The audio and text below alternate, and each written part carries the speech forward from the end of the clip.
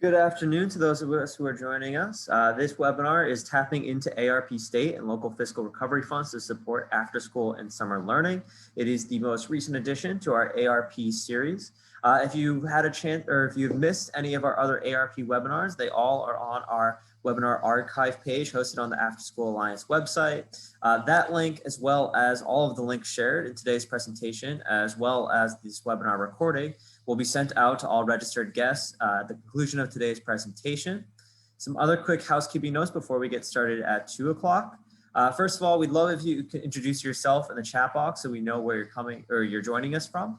When you do use the chat box, please make sure to switch the default setting from just messaging all panelists to changing it to all panelists and attendees so that we can encourage folks to have a dialogue with each other throughout this webinar presentation and share information wherever possible. So again, the webinar will be recorded. Also, if you have questions for our panelists, there will be time at the end for a Q&A section. Please submit all of your questions through the Q&A feature at the bottom of your screen. And otherwise, we'll be starting shortly. Thank you.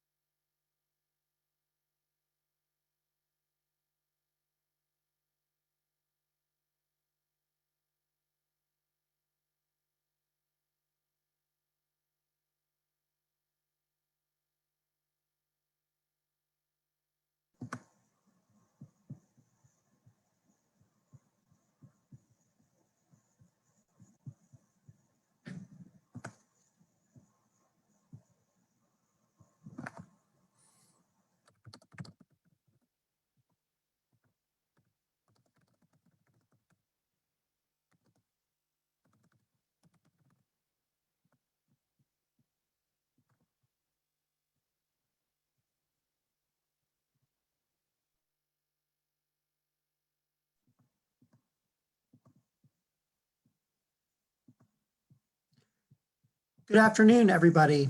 and welcome.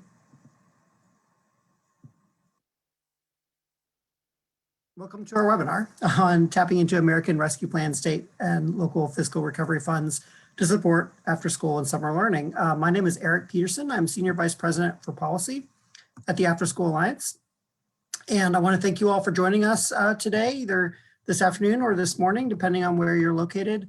I also want to thank all our presenters who we'll introduce shortly, as well as our partners on this, National League of Cities.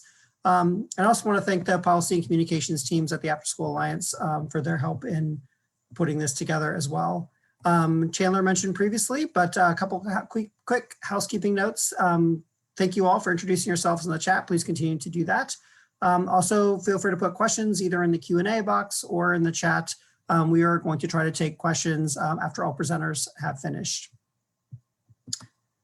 All right, our agenda today. Again, as Chandler mentioned, this is the fourth in our series of webinars on the American Rescue Plan Act and the opportunities it allows to support and fund out-of-school time programs.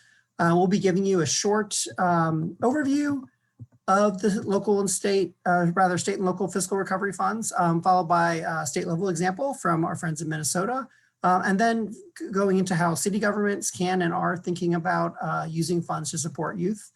Using these funds to support youth, and then an excellent example of this from St. Louis, Missouri. And then finally, we'll talk about how county governments are thinking this through and several examples at the county level as well. It's my pleasure now to introduce our esteemed speakers. We will be in the order of pictures that you see. We'll be hearing from Carrie Dennison-Canine, Executive Director of Ignite After School in Minnesota. Jocelyn Taseco, a Senior Associate for the National League of Cities. Will Pinckney Jr., the Director of Children, Youth, and Families, the Mayor's Office of St. Louis, Missouri. And Rachel Mackey, Associate Legislative Director for the National Association of Counties, based also here in Washington, D.C.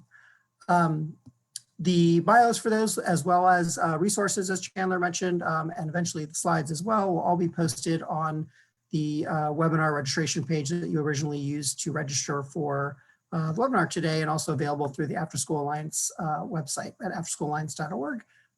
Look for the webinar tab. So we'll start with some context setting today. So today, again, we're focusing on the American Rescue Plan state and local fiscal recovery funds. Previous webinars in our American Rescue Plan series focused first on the American Rescue Plan education funds, or so elementary and secondary emergency relief funds, or ESSER, ESSER 3 actually. And then we went to the Corporation for National Community Service and talked about the American Rescue Plan AmeriCorps funds. And then we had a great webinar with several national partners on the American Rescue Plan Child Care and Child Care Stabilization Funds. And now the fourth here on the slide, the discretionary, or rather the state and local fund, fiscal recovery funds. So the state and local fiscal recovery funds total about $350 billion. They were, again, like the other funds that we just mentioned, included in the American Rescue Plan that was signed to law by President Biden on March 11th of this year. The funds are provided through the U.S. Department of Treasury to states, territories, tribal governments, as well as metropolitan cities, non-entitlement units of local government, or towns and villages, and then counties as well. So every state, from the state level of government on down, gets significant allocations of funds to be used as the law and the guidance allow. So those allocated funds at all levels are available to be looked up. So if you're curious for your particular area or jurisdiction, how much both your city government or the county that you live in are able to access and are allocated from these funds, again, the webinar resource page has links to look up both your city and county, as well as looking at the tables of how much states, tribal governments, territories, and other government entities receive of these funds. Additionally, in May, the Department of Treasury issued interim guidance on allowable uses for the funds, and that is linked to as well on our resource page.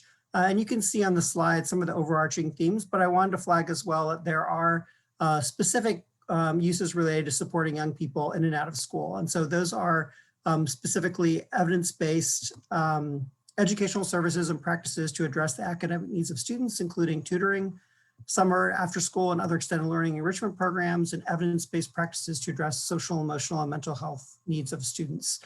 So it's explicitly mentioned that, as school-time programming can be used for these funds, but it's more than that. There are, as we'll hear from our speakers, the ability for local governments and state governments to provide funds to nonprofit organizations that are doing this work, to work with schools with these funds, as well as some other creative uses that can help ensure that young people have the opportunities they need to help recover and accelerate their success after the pandemic. So with that, now we're going to dive deeper with our speakers as to how these funds can be used to support young people. We're going to start at the state level and work from there. A couple of state examples. In Wisconsin, the governor's office is tapping into $50 million of these funds to support after school and summer through a new grant opportunity that was announced by the governor, 2 months ago now. Those funds will be made available to nonprofit program providers. In Illinois, through the state legislature, they made $10 million of their state fiscal recovery funds available for after school. And Nevada created funds through their state legislature using the state fiscal recovery funds for both charter schools, and then another one for public schools that can be used for a host of uses, including after school and summer. And then in Minnesota, the state fiscal recovery funds are being used to support summer learning programs for youth. And I now have the honor to turn it over to Carrie to share the Minnesota example. Carrie? Wonderful. Thank you so much, Eric, for pulling this together and inviting Minnesota to share the exciting work that we're doing in our state, and also to just lean at the National League of Cities also for putting this on. So my name again is Carrie Dennison-Kneen. I'm the Executive Director of Ignite After School. We're Minnesota's statewide after school network. We're a nonprofit, and we work closely with the Minnesota Department of Education in a number of ways. We provide continuous program improvement support for 21st Century Community Learning Center grantees. We've also sat on the advisory for the distance learning and equitable learning advisory during COVID. And we'll also be partnering with the department on the administration of some of the ARP education related funds related to after school.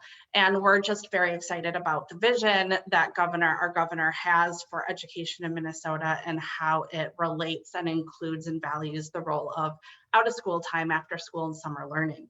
I wanted to start out by giving a little bit of context about how the state fiscal recovery funds are being used for education purposes in Minnesota.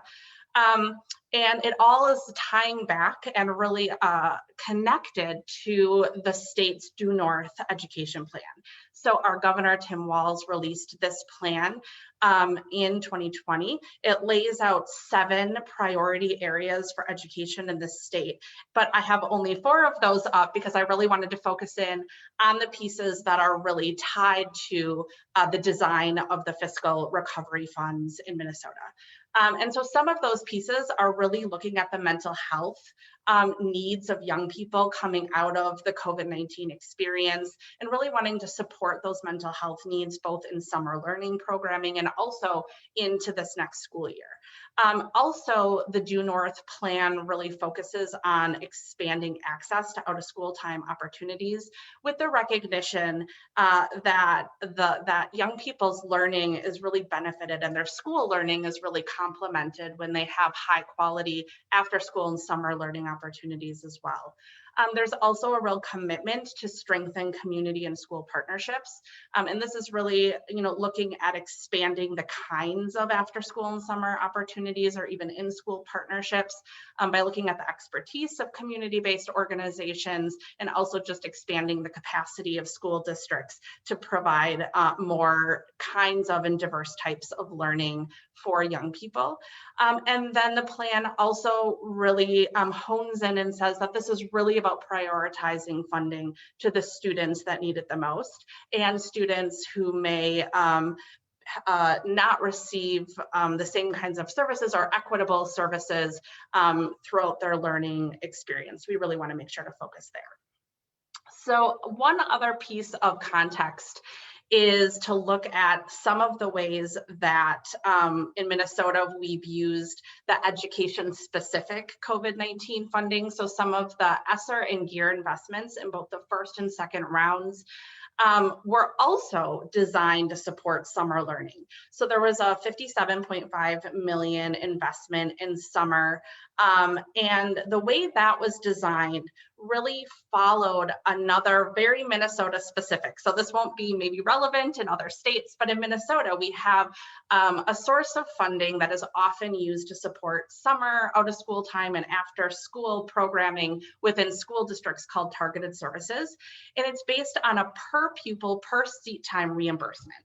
So that's how this $57.5 million was designed to be used. And that's an approach that school districts understand, they have experience with, and it sort of adds on to. So districts both can receive that targeted services reimbursement and in addition receive an additional $4 reimbursement.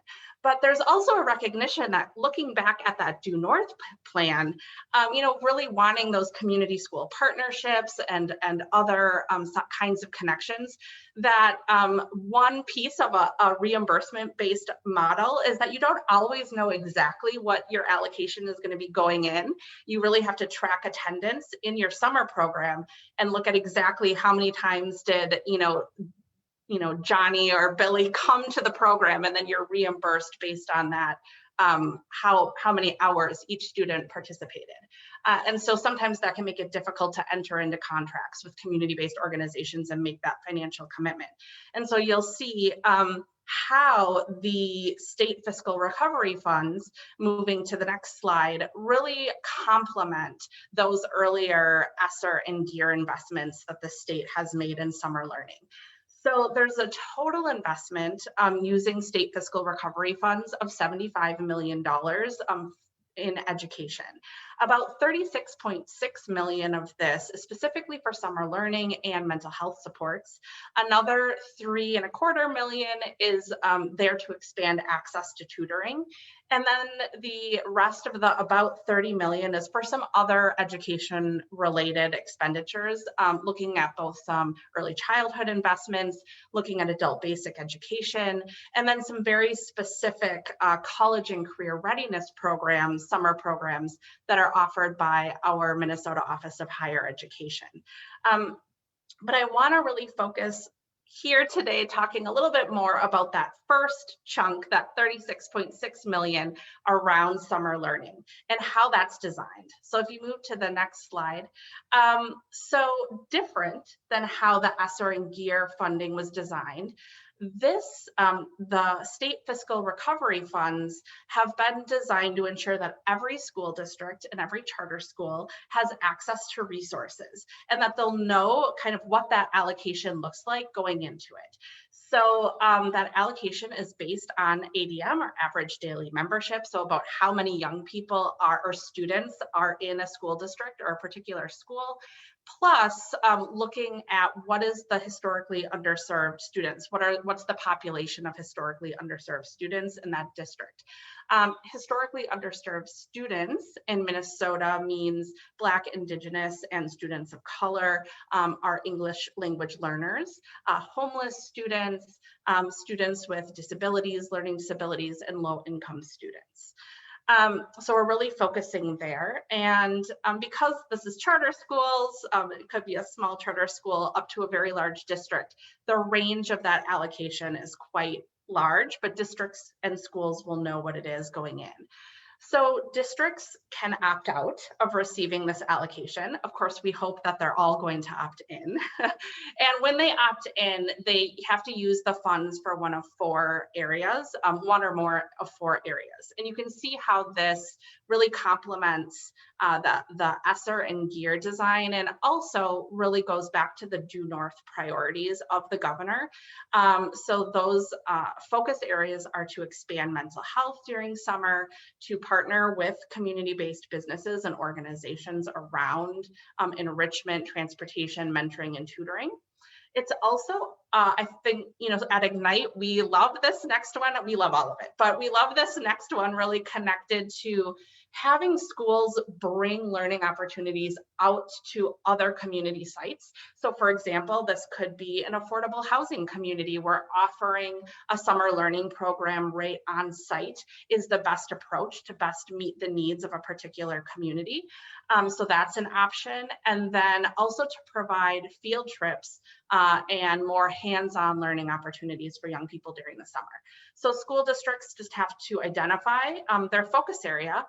And this has been a really, really great way to tie the funding back to the state strategic plan, where we've also, I want to just point out that this money was kind of announced pretty close to summer. So in talking to the department, we know that this summer, a lot of districts are focusing on mental health needs of young people. And we also recognize that districts are in a range of different places. Some districts are sort of exemplars in community school partnerships. They have a strong history in that area. And some districts are building their capacity to really engage in strong and robust community school partnerships. And so the district also has plans to support school districts to be able to use this funding in expanded ways and to really focus on those community school partnerships and getting programming out to communities. While that may not have been the primary focus this summer, that will start to happen next summer with use of this funds. So thank you again for having me here to share this. And I just am excited and hope to hear about many other states using these funds to complement the education funding that they're receiving. Thanks so much, Carrie. Appreciate that example and agreed. Hope many can learn from that. Now I'm going to turn over to Ghislaine so we can dig down at the city level. Thank you so much, Eric, and thank you to everyone who's joining us today for this conversation. I'm excited to spend some time with you today and thinking about how we use the American Rescue Plan dollars and the implementation and reporting that comes thereafter. I think it's true for all of us that regardless about where you sit in your city and community, that this understanding and knowing what's in the American Rescue Plan Act, especially as it relates to after school and summer learning programs, is important. So again, my name is Ghislaine Psycho. I'm the Senior Associate here on the Education and Expanded Learning team at the National League of Cities. Next slide, please. And again, we're really excited about the opportunity that we have before us with the American Rescue Plan dollars. We have seen everything that has happened over the last year as a result of the pandemic, the exacerbation of some of the most hardest crises that our country has ever faced. And we're excited that this is an opportunity for communities across the country, specifically cities, towns, and villages, to receive direct funding from the federal government, $65 billion to be exact. So we're thankful for the small role that we got to play in this conversation. Next slide, please. And on this slide, you can see a couple of the things that the National League of Cities is working with the Department of Treasury on developing more resources, as well as some of the things that have come from the Department of Treasury to inform today's conversation and the things that will come thereafter as well. So I won't go into too many details. As was mentioned earlier, a lot of these slides will be provided after today's conversation. So we will be able to see some of these items later on. But I do want to get into some of these pieces because a lot of the language that is here is very fluid and that is intentional. Please know that when it comes to some of the statutory eligible uses, it says to use the funds to respond to public health emergencies and the negative economic impact, thinking about premium pay, revenue replacement, necessary investments to water, sewer, and broadband infrastructure. As you can see, the language feels fluid and that was intentional by the Treasury Department to really be able to be allocated to local priorities. So as you're thinking about what your community encountered over the last year, it gives you an opportunity to see yourself in some of the language that is being used. Next slide, please. So getting down to the specifics that might relate to some more of the work that we do on a day-to-day basis, some of the youth and families that we are connecting with and supporting. The coronavirus state and local fiscal recovery funds really provide a whole set and an opportunity to take a holistic look at the ecosystems of supports that youth and families need to be able to live their best thriving lives. So some of the ways that the funds can be used are to provide new and expanded and enhanced early learning services, provide assistance to high poverty school districts to advance equitable funding across districts and geographies, thinking about educational and evidence-based services to address the academic, social, emotional, and mental health needs of students. And in bold is evidence-based services, because this part will be critically important, not only in implementing high quality programs, but also in telling our story when it comes to the reporting. So the After School Alliance has put together a great resource and a website where you can find of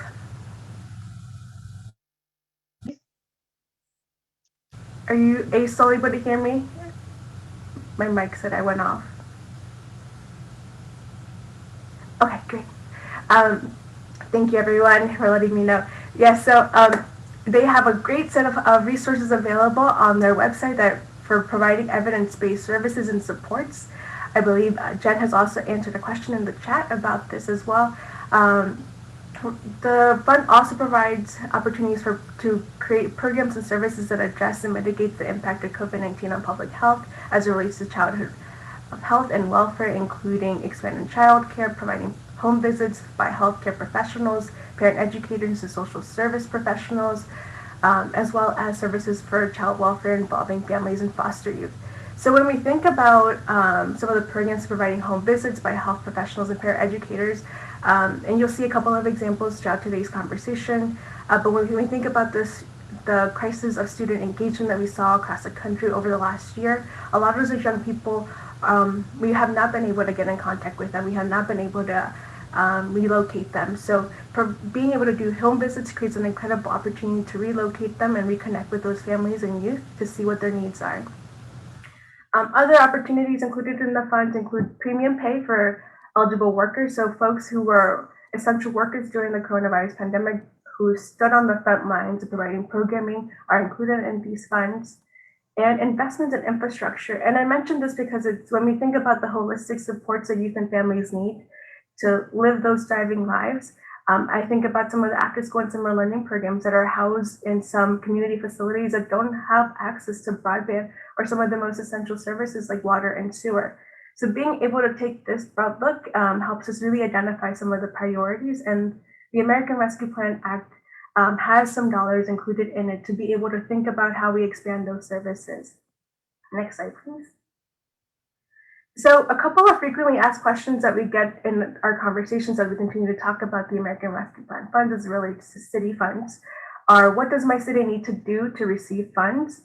So under this formula, this is not a competitive grant application. So you do not have to submit an application or certification to justify the needs of your municipality. However, there are certain steps that you do need to take. And in the chat box, I'll post a link to those next steps that you should take as a city and municipality to be able to access those funds. How will my city receive funds? So all cities and metropolitan cities will receive funds through the Department of Treasury. Unless you're a non-entitlement unit, you will receive it through your state. How much will your city receive?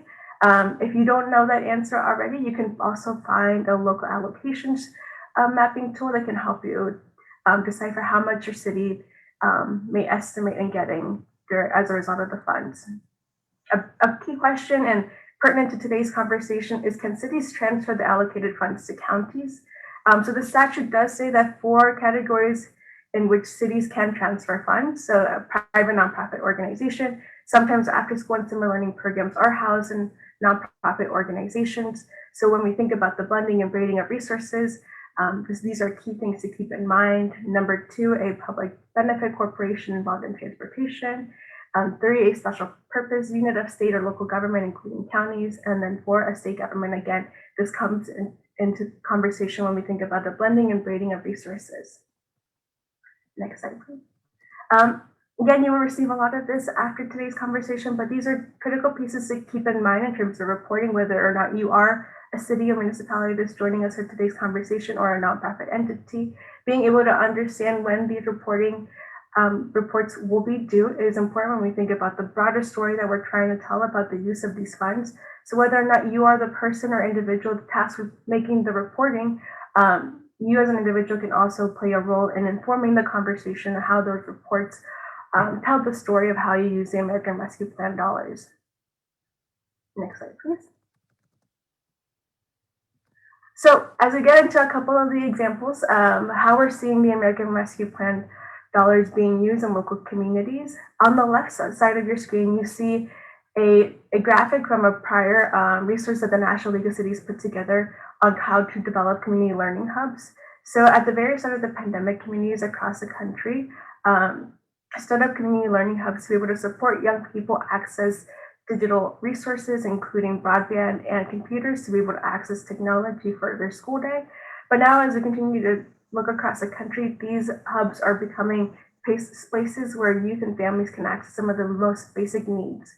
So now, as we continue to have conversations about what comes next, between the National League of Cities and the Alliance, we've been capturing several examples of how it's emerging as an opportunity to really take a broader look at the ecosystems and supports that youth and families need, and how these different hubs or community facilities can serve as spaces where we provide not only after school and summer learning programs, but also some of the most essential services.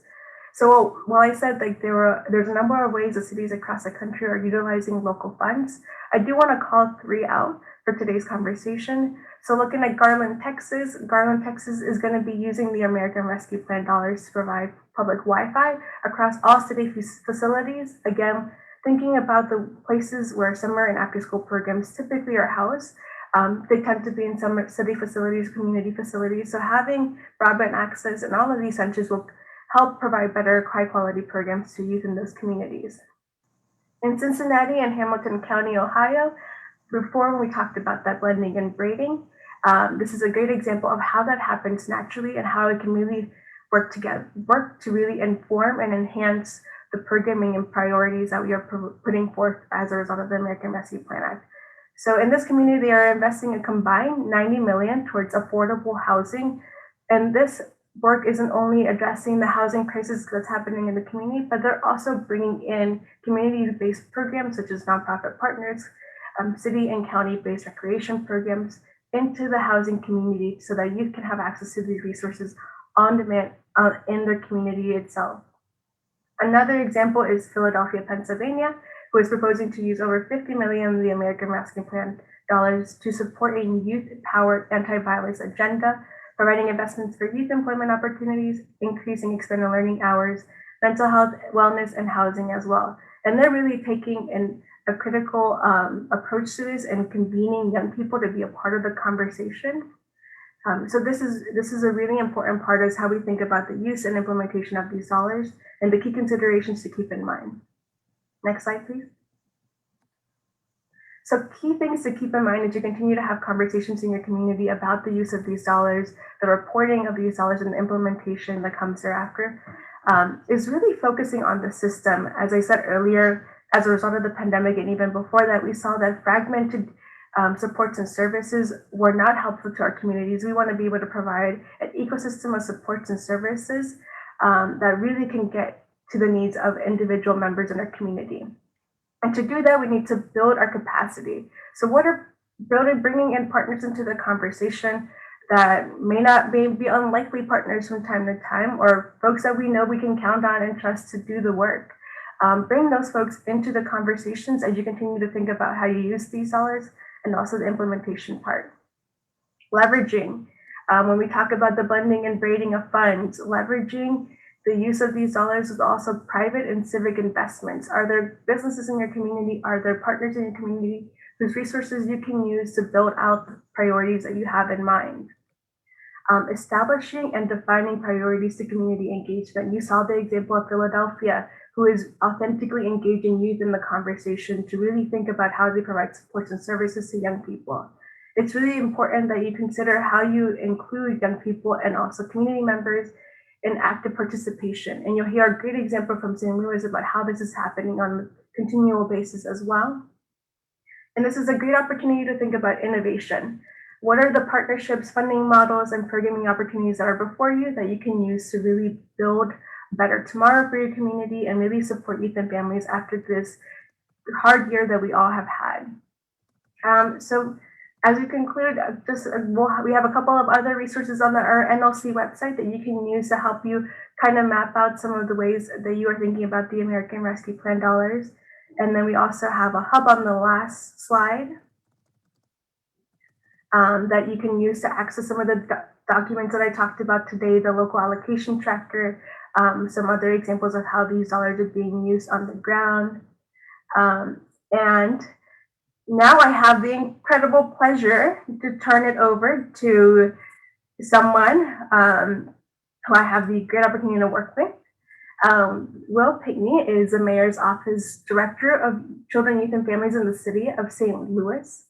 And they joined the City of St. Louis to be able to provide support and resources needed to lead productive and successful lives. He has worked in the criminal justice sector promoting safety, education, policy, development, and training for over 28 years, and he served for 20 years as a member of the New York City Police Department. So I'll turn it over to Will. Wow, I wasn't expecting all that. Thank you, Jasleen. I appreciate it. I want to pick up, I guess, on 2 points that I think Kara and Jasleen talked about. One, Kara talked a lot about focusing on those most vulnerable, and Jasleen talked about building capacity and innovating. And so I'm going to speak mostly about out of school time, after school approaches to using the ARPA funds. So next slide. And I'll talk a lot about the mayor. We have a new mayor, Tashara Jones. She's been in office, I think, 80 days now.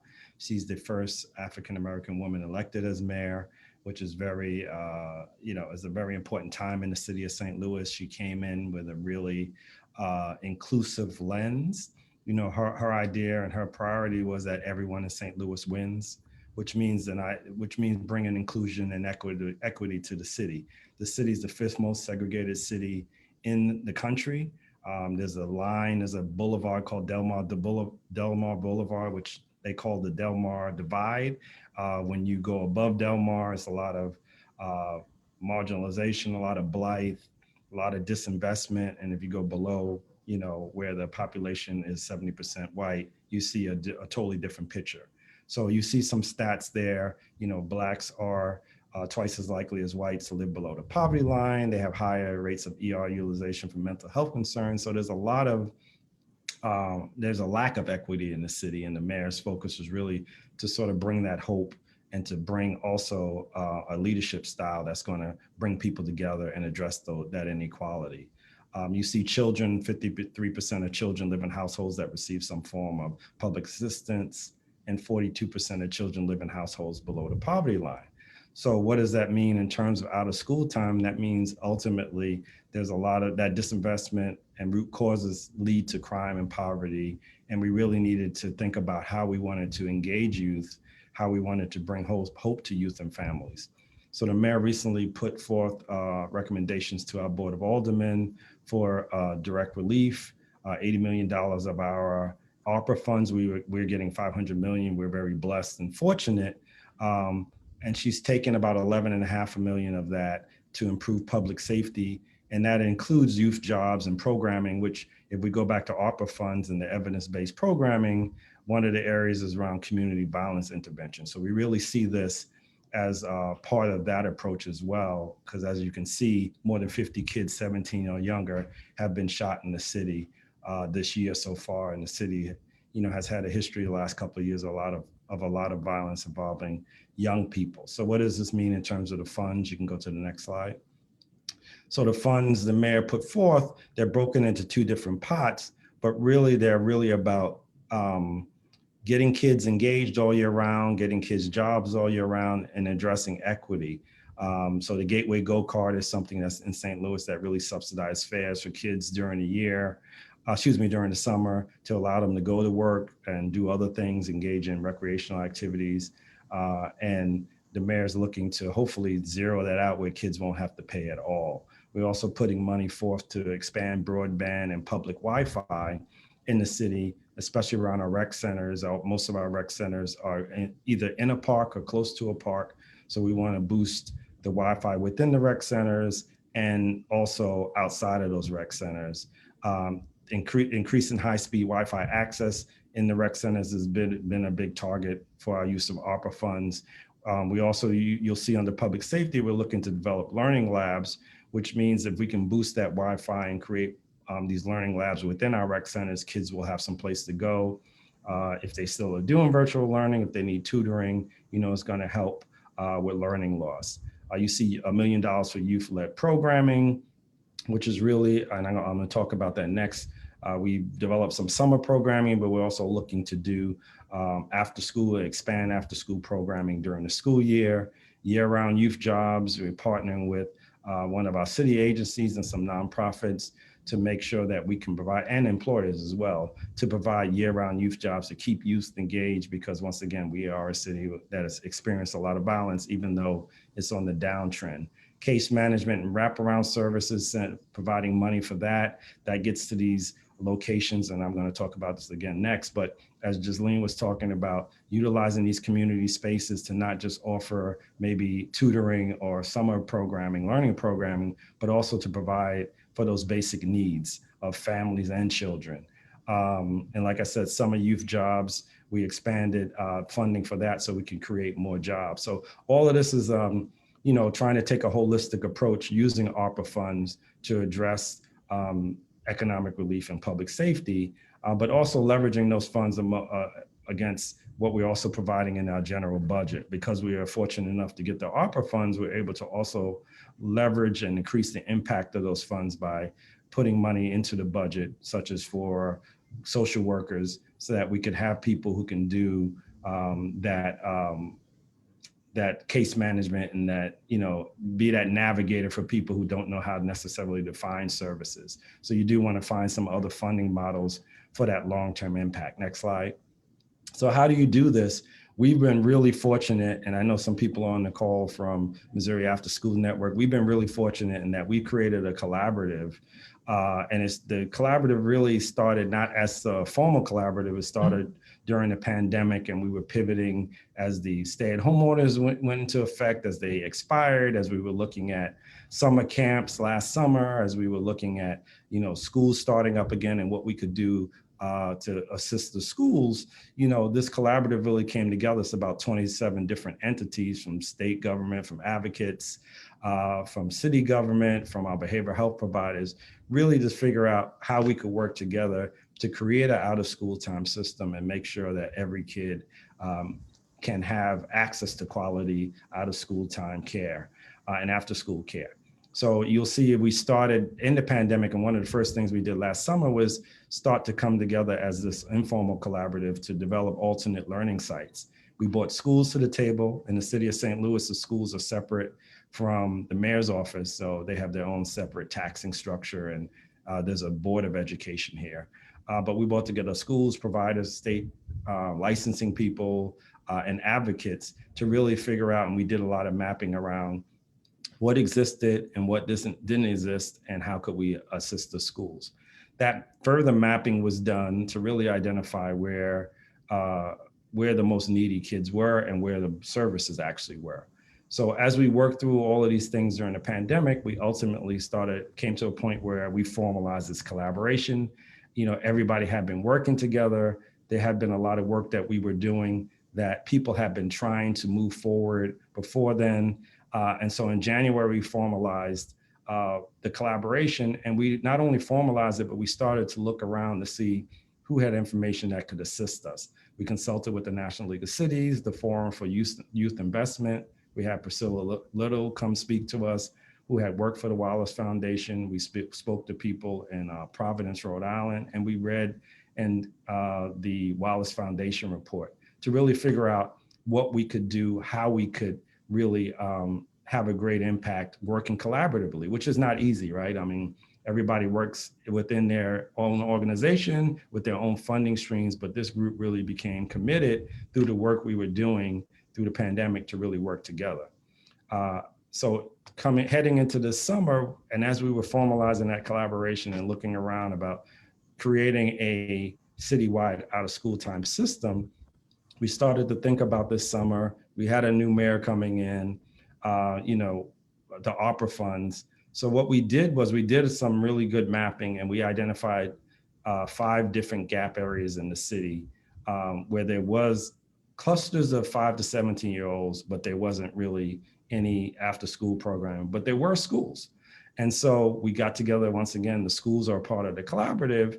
We had a workshop one day. People came in while this pandemic was still going on a Saturday, and we really sat down as a group collectively, and actually we did it with people in the room and people virtually, which was a task, but it worked really well. And you'll see some of the bullets there are some of the groupings that we put together in terms of our conversations. Staffing and training, programming, funding. We wanted to make sure we covered all aspects to think about, not just for this summer, but for the summers and the after school year going forward, how we could really start to set a standard and how we could help providers that may be new to the game. This goes back to that capacity building piece. As people who are doing work in the community who may be under-resourced, how can we create something that can help them to understand how to start a program and what to do? So you'll see some ongoing committees there that are still going on where they're talking about developing this manual, for lack of a better word, that's around programming and activities, administration, staffing, training, what is really needed to get a out of school time program off the ground. But back to the 5 sites. So we work with the school district, both public and charter schools.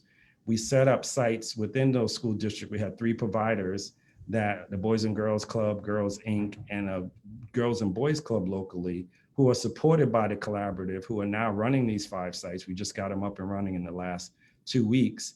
And it's about being a place-based approach. We wanted a place where families could walk and bring their kids and get not only the academic help, but the enrichment, activities, field trips.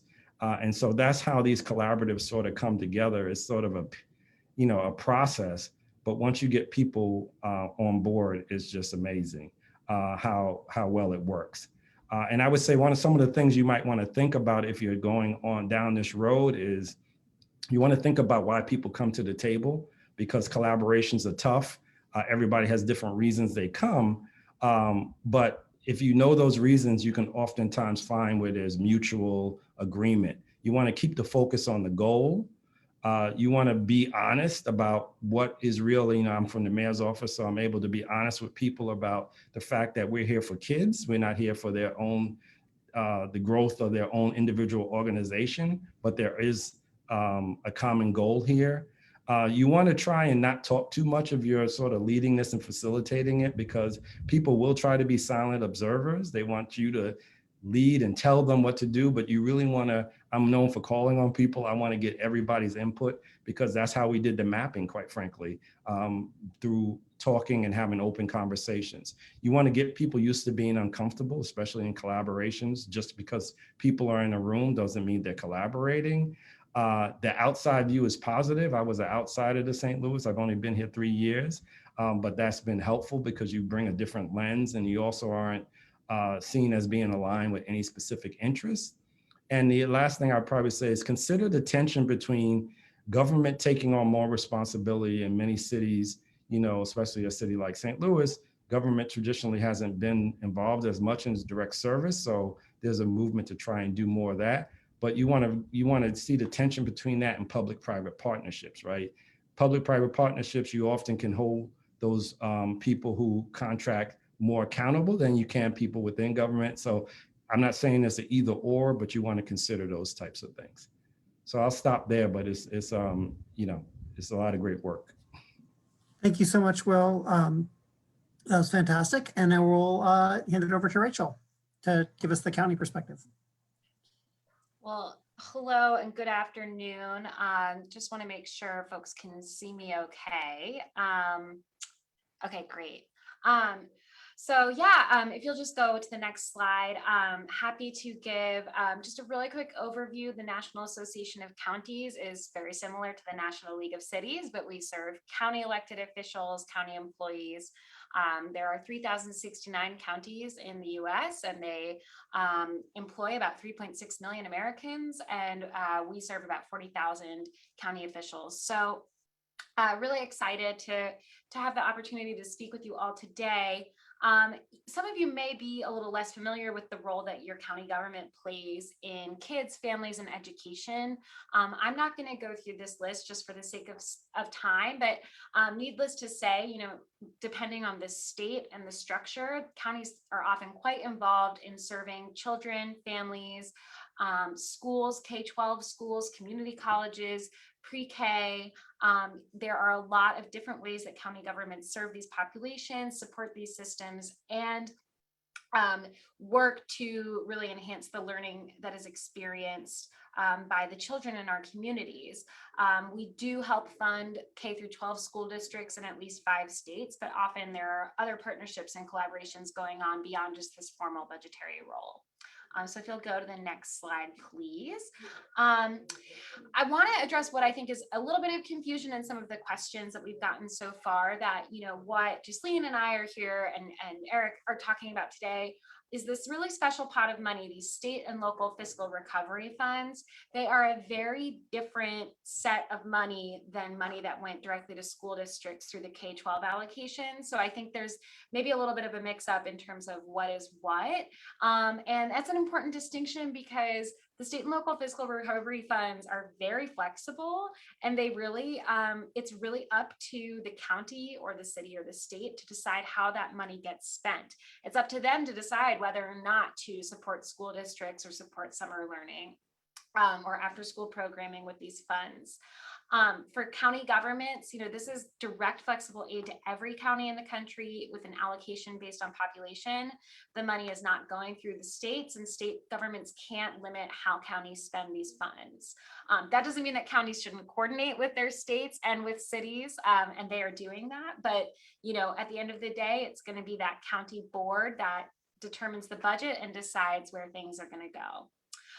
You know, I'm not going to go over too many of the finer details of the funds. I think my colleagues on the line already did a good job, but just wanted to flag the flexible dates associated with these dollars, which also distinguishes them a little bit from some of the other funding provided, say, through the Department of Education. These funds have to be obligated by the end of December 2024, but they don't have to be spent and dispersed until the end of 2026. So that's, you know, a good amount of time to spend. And counties received or are receiving their first half of the funds around now, and will receive the second half in the near future. If you could go to the next slide. You know, we've already discussed quite a bit some of the avenues for supporting after school summer enrichment programs. I did want to flag, you know, premium pay for childcare workers, educators, or other school staff being a way that you might be able to help support these programs at the county or city level, because premium pay has some exceptions in terms of the amount of time that has to be accounted for the funds. So there's a little more flexibility there. Grants to nonprofits are another way that we can support programs. And of course, serving populations with disproportionate impact has been discussed quite heavily. I'll also point out that there is a specific revenue loss provision that allows, you know, county and city governments to basically spend the funding on any sorts of school or educational services, or really any government services. There's some very complicated math behind that. We have a formula that helps county officials calculate their lost revenue and the amount they can spend. I forgot to actually insert the hyperlink there, so I'll make sure that Eric has it after this call. If you could go to the next slide. You know, yeah, just gonna quickly do similar to how we heard from NLC, some examples of how counties are thinking about spending their allocations. Newcastle County, Delaware, they haven't approved these funds, but their county executive has proposed funding for some urgent summer learning programs. I know someone was saying that it seems like water under the bridge in terms of getting funding for the summer. That may be true in some instances, but it's also possible to try and figure out, you know, retroactive support for programming, or again, you know, county boards continue to make decisions around these funds, and it's always possible that they could make a decision quickly and get that money out the door, as some have proposed doing. And I would say also that Newcastle County is a good example of how many counties are approaching these funds, which is they are seeking community engagement, and they are creating committees or hiring consultants even sometimes to figure out where best to put the money. it's very flexible funding and there's a lot of needs out there. And so I'll talk a little bit more about how to advocate for your programs, but just keep in mind that there probably are and have been and will be opportunities for members of the community to make the case for the funding that they want to see dispersed on their programs. And that is a really good avenue to, ask for after school, summer, enrichment program support through these allocation dollars. So if you'll go to the next slide, another example is Multnomah County, Oregon. They are spending about $5.4 million of their allocation this summer on wraparound supports for youth and families, working with a community schools program. One thing I'll point out too is that right now counties have received half of the funds or are about to receive half of their total funds. So it's very possible that next summer, even more funding could be devoted to something like this. But right now, with the initial tranche, this is what we're seeing already from some of our NACO members. If you'll go to the next slide. Pierce County, Washington is also focusing in particular on summer youth employment programs with their funds. And I've got hyperlinks in these slides. And then if you'll just go to the next slide, Fort Bend County, Texas, another summer youth jobs program that they've allocated $3 million to. Most of these programs already exist. So, if you don't have an existing relationship with your county, would really encourage you to think about who the elected officials are on your county board that you can ask for meetings with, that you can see if they're having any town halls, get in touch with their staff, set up a meeting, reach out and talk to them about the programs you do and why you need support. You could always also talk to folks like the county manager, or depending on the structure of your county, if they have a really strong children and families services division, maybe there are stakeholders there you can reach out to as well. So if you'll go to the next slide, these are considerations to think about. The county boards are the key decision makers for these funds. So we have a link that I think Eric was able to share to the recovery clearinghouse that NACO has developed. We have an easy searchable tool for you to figure out where your county, how much money your county has received. And yeah, counties are thinking about their budgets and making decisions about these funds at the board level. You want to be sure to be thinking about your county executive. County boards look different in different states. No county is the same. But those elected officials are the ones ultimately making decisions and generally have to approve the use of funds via a vote. And so it's going to function very much like your county budget would. So that's why it's important to think about other key stakeholders, both schools and perhaps other nonprofits or other CBOs, community-based organizations that may be receiving relief in other forms, whether that's, direct funding from the federal government through different relief programs or different aspects of the allocations. You just want to make sure that you're not duplicating efforts. And also be thinking about, coordination between a city and a county and even a state. We've seen a lot of cities and counties provide matching funds to support various programs, and that's a really great way to get a lot of bang for your buck, is by, asking your county to coordinate with a municipality in the jurisdiction. Someone else asked a really good question, which is, what do we do when someone is worried about sustainability? And it is true. I think it's very important to realize and to recognize that these funds do have to be tied to COVID relief and COVID response, right? So there is a level of sort of a time limit on the investment. You can't probably fund a 10-year program, although you maybe could make the case for sort of ongoing generational supports that might be needed for a cohort of kids, for instance. But one thing to think about is, there's a lot of upfront COVID expenses that perhaps existed in the county budget that could be accounted for with these dollars that then free up general revenue funds to support a more long-term program. Or, maybe there are ways to think about developing public-private partnerships or creating a bridge to eventually, passing a levy at the county level to continue supporting a program after you collect data to suggest it's successful. It's not an easy problem to solve, but it's certainly something our members are thinking about, and particularly because the programs that are listed in the guidance as sort of eligible don't require a lot of justification. I think it's definitely reasonable to assume that you could, for at least for a couple of years, sort of invest funds in increased capacity and sort of stabilizing things. It does get trickier with a longer term investment. And so it's probably worth thinking about how to be careful with planning so that you're not setting any programs up for a cliff that they eventually will fall off of.